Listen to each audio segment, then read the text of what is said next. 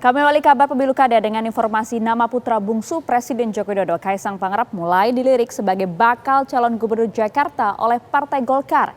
Ketua Umum Partai Golkar Erlangga Hartarto menyatakan Golkar siap menawarkan kader internalnya yaitu Yusuf Hamka atau Babah Alun bila Kaisang memutuskan maju di Pilkada Jakarta. Ketua Umum Partai Solidaritas Indonesia atau PSI Kaisang Pangarep kembali melakukan safari politiknya. Kali ini putra bungsu Presiden Joko Widodo itu bersilaturahmi dengan Ketua Umum Partai Golkar Erlangga Hartarto di kantor DPP Partai Golkar Slipi, Jakarta Barat. Dalam pertemuan tersebut, kedua partai membahas rencana koalisi untuk pilkada serentak di sejumlah daerah. Di akhir pertemuan, Erlangga angkat bicara soal peluang mendukung Kaisang di pilkada serentak. Menurutnya hal tersebut masih dibicarakan secara mendalam.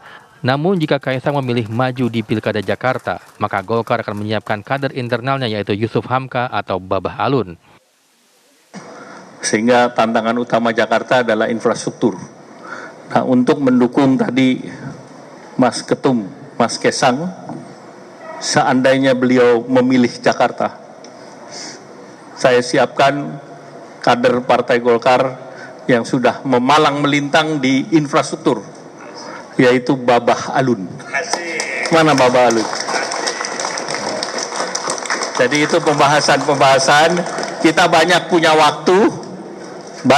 waktu, tidak terburu-buru, kita akan berbasis ilmiah kepada survei.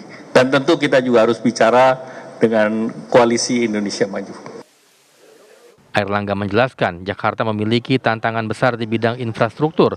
Oleh karena itu, ia menyiapkan Yusuf Hamka untuk dipasangkan dengan Kaisang di Pilkada Jakarta.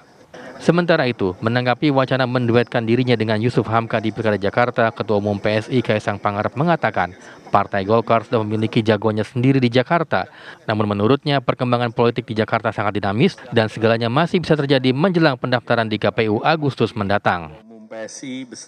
Tapi saya rasa Golkar juga punya jagoan, Pak Ketum, ada Pak Ridwan Kamil. Mungkin kalau Pak Ridwan Kamil sudah bosan di Jawa Barat, mungkin bisa mencari tantangan baru, Pak, di DKI Jakarta.